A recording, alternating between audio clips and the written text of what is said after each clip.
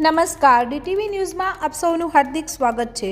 સ્પીપામાં તાલીમ મેળવ્યા બાદ જીપીએસસીમાં સફળતા ના મળતા દાહોદના શિક્ષકે હતાશ કે નિરાશ થયા વગર તેમાંથી પ્રેરણા લઈ સ્પર્ધાત્મક પરીક્ષાની તૈયારી કરતા ઉમેદવારો માટેની નિઃશુલ્ક તાલીમ વર્ગ ચાલુ કર્યો અને સેટ વર્ષમાં 90 જણા સરકારી નોકરીમાં લાગ્યા।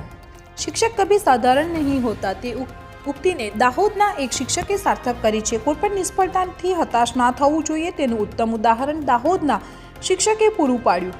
પ્રમોદ કાટકર નામના પ્રાથમિક શિક્ષકે જ્યારે 2016માં જીપીએસસીની પરીક્ષા માટે સ્પીપામાં 6 મહિના તાલીમ લઈ પરીક્ષા આપી હતી, પરંતુ થોડા માર્ક્સ માટે તેઓ સિલેક્ટ થતા રહી ગયા ત્યારે તેમના મિત્રોએ આપેલા પ્રોત્સાહનથી નવી દિશા ચીંધી હતી। નમસ્કાર, હું જિગ્નેશ સંચાણિયા। પ્રાપ્તિ એકેડેમી છેલ્લા 7 વર્ષથી દાહોદની અંદર જાહેર સેવા પરીક્ષા સ્પર્ધાત્મક પરીક્ષાઓ બાબતે કોચિંગ આપી રહી છે। All India Ramanujan maths club અને Raman science and technology foundation જેવી સંસ્થાઓ આ એકેડેમી છે એ સપોર્ટ કરી રહી છે। 7 વર્ષની અંદર આશરે 90 જેટલા વિદ્યાર્થીઓ આ જાહેર પરીક્ષાની અંદર સિલેક્ટ થયા છે અને એમાંના 20 વિદ્યાર્થીઓનું થોડા દિવસ પહેલાં છે એ રામાનુજન મેથ્સ ક્લબ અને રમન સાયન્સ ટેકનોલોજી દ્વારા સન્માન સમારોહ કાર્યક્રમ છે એ યોજવામાં આવ્યો હતો। આપણને ખબર છે કે દાહોદની પરિસ્થિતિ કેવી છે।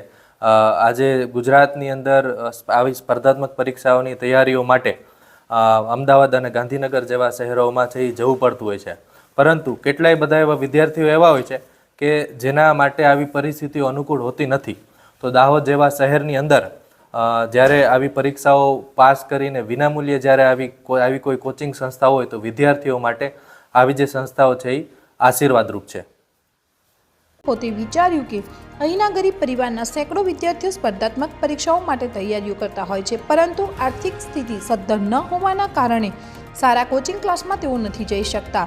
તો પોતે સિલેક્ટ ના થાય, પરંતુ દાહોદ જિલ્લાના વિદ્યાર્થીઓ પરીક્ષા પાસ કરવાથી વંચિત ના રહી જાય તેવા વિચાર સાથે 2017માં સ્પર્ધાત્મક પરીક્ષા માટે પ્રાપ્તિ એકેડેમી નામથી મફત તાલીમ વર્ગની શરૂઆત કરી। નમસ્કાર, મારું નામ રાકેશ મોરી। ઘણા બધા મિત્રો ક્લાસીસ કરે છે। ક્લાસ મેં બી થોડા પ્રાઇવેટ ક્લાસને એમ શરૂઆતમાં કર્યું હતું, પણ મિત્રો દ્વારા જાણવા મળ્યું કે પ્રમોદ સર નિઃશુલ્ક ક્લાસ ચલાવે છે, તો મેં શરૂઆત કરી હતી લગભગ 2018-19માં। તો શરૂઆતમાં મેં અહીંયા નિઃશુલ્ક ક્લાસ હતા એટલે જોડાયો। જ્યારે હું અહીંયા જોડાયો ત્યારે મને આ ક્લાસ વિશે થોડી ખબર પડી અને કઈ રીતે તૈયારી કરવી। પહેલાં તો હું બિલકુલ શૂન્ય જેવો જ હતો, કારણ કે ક્લાસમાં પ્રમોદ સરના સંપર્કમાં આવ્યા પછી અમને કઈ રીતે તૈયારી કરવી એનું આખું ગાઈડન્સ મળ્યું અને પછી મેં ધીરે ધીરે તૈયારી ચાલુ કરી। થોડો સમય લાગ્યો મને તૈયારી કરતાં, કારણ કે આર્થિક પરિસ્થિતિ સારી ના હોવાના કારણે મેં વચ્ચે ક્લાસ છોડી બી દીધા હતા, ગેપ પડ્યો હતો। પ્રમોદ સર જાતે મારા ઘરે આવ્યા, હોમ વિઝિટ કરી મારી અને બધા થોડા કારણો જાણ્યા ફાઇનાન્શિયલ પ્રોબ્લેમના। તો સરે મને થોડી ફાઇનાન્શિયલ મદદ પણ કરી છે કે તું ક્લાસ ચાલુ રાખ, કારણ કે ઘરની કન્ડિશન એવી હતી કે જો કમાવા ના જાઉં તો ઘર કોણ ચલાવે। તો આ બધું સરને થોડું ખ્યાલમાં આવ્યું એટલે સરે મને ફાઇનાન્શિયલ મદદ કરી અને મારું જે સ્ટડી હતું એ ફરીથી ચાલુ કરાવ્યું। એટલે આમ કરતાં કરતાં મેં લગભગ 18 મહિના જેટલી મહેનત કરી અને પછી ધીરે ધીરે મેં એક એક્ઝામ પાસ કરી। શરૂઆતમાં મેં ટેટ 2ની એક્ઝામ પાસ કરી, એના પછી ક્લસ્ટર કોઓર્ડિનેટરની એક એક્ઝામ હતી નરેગાની, એ પણ પાસ કરી। પછી તલાટીની એક્ઝામમાં હું 1-2 માર્ક માટે રહી ગયો હતો, પછી ટેટ 2 પાસ કરી। એવી રીતે MA BEd કરેલું હતું એટલે પછી મેં ટાટની એક્ઝામ પાસ કરી। ટાટની એક્ઝામ મેં ટાટ 1 અને 2 બંને એક્ઝામ 2 વાર પાસ કરી અને અત્યારે એક એક્ઝામ આવી છે સ્પેશિયલ ટેટ કરીને, જે આખા રાજ્યમાં 3000 જગ્યાની સામે ફક્ત અને ફક્ત 188 જણ પાસ થયા છે, જેમાં દાહોદ જિલ્લામાં હું એકમાત્ર વિદ્યાર્થી પ્રમોદ સરના કારણે પાસ થયો છું અને અત્યારે હમણાં ફોર્મ ભરાઈ ગયા છે અને ટૂંક સમયમાં મને નિમણૂક પત્ર મળવાનું છે। જય। જ્યારે તેમની પાસે પોતાનું મકાન પણ નહોતું, ભાડાના મકાનમાં રહી વિદ્યાર્થીઓને તાલીમ આપવાની શરૂઆત કરી। વહેલી સવારે વર્ગ ચલાવ્યા પછી તેઓ પોતાની ફરજ ઉપર જાય છે અને સાંજે પરત ઘરે આવ્યા પછી ફરીથી વર્ગ લે છે અને તેમની આ નિસ્વાર્થ સેવાથી સેટ વર્ષમાં 90 જેટલા તાલીમાર્થીઓ સરકારના અલગ અલગ વિભાગમાં નોકરીએ લાગ્યા છે। તાજેતરમાં તેઓએ છેલ્લા 1 થી 1.5 વર્ષમાં સરકારી નોકરી લાગેલા વિદ્યાર્થીઓનો ઇસરોના પૂર્વ વૈજ્ઞાનિક ભરતભાઈ ચણિયારા અને રામાનુજન મેથ્સ ક્લબના ડૉક્ટર ચંદ્રમૌલી સહિતના મહાનુભાવોની ઉપસ્થિતિમાં સન્માન સમારંભ યોજી દરેકને સન્માનિત કર્યા હતા. પ્રાપ્તિ એકેડેમીમાં પ્રમોદ સર વિશેનો ખ્યાલ આવ્યો તો મેં સરને મળી તો સર ક્લાસ લે છે અને સર સારું એવું ગાઈડન્સ આપે છે. સર અહીંયા દાહોદના વિસ્તારમાં જે બી ગ્રેજ્યુએટ સ્ટુડન્ટ હોય અને જે સ્પર્ધાત્મક પરીક્ષાની તૈયારી કરવા માંગતા હોય એમને એમના માટે નિઃશુલ્ક માત્ર ભાવે અહીંયા ક્લાસ ચલાવે છે અને સારું એવું માર્ગદર્શન આપે છે. સરનો સ્વભાવ બી સારો છે અને સરનું જે ભણવાનું લેવલ છે એ યુપીએસસી લેવલનું છે અને એમાંથી 90 જેટલા વિદ્યાર્થીઓ અત્યાર સુધી ક્લાસ 3માં પાસ થયા છે અને એમાંથી ઘણા બધા વિદ્યાર્થીઓ ક્લાસ 1, 2ની પ્રિલિમમાં પાસ થયા છે અને એમને મેન્સ આપી છે. અને મારું બી એવું સપનું છે કે હું પ્રાપ્તિ એકેડેમીમાંથી આવનારી પરીક્ષામાં ક્લાસ 1 બનીને સફળ થાઉં. અત્યારે તમને શેમાં જોબ મળી? અત્યારે મને ક્લાસ 3માં ગ્રામ સેવકમાં જોબ મળી છે.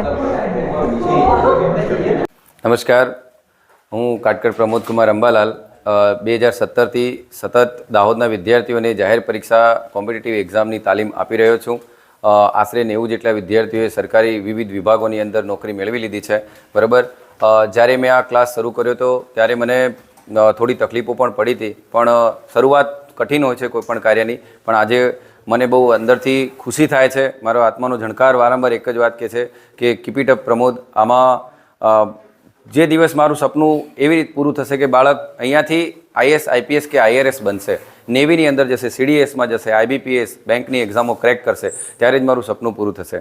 બરાબર, જ્યારે શરૂઆતમાં મેં ક્લાસ શરૂ કર્યો હતો એની પહેલાં મેં 6 મહિના સુધી 2016-17ની અંદર સ્પીપાની અંદર ટ્રેનિંગ લીધી હતી અને મેં જીપીએસસી 1, 2ની અંદર એક્ઝામ પણ આપી છે, મેન્સ પણ લખી છે, પણ એમાં 4 માર્ક અને 10 માર્કથી નિષ્ફળ રહ્યો છું.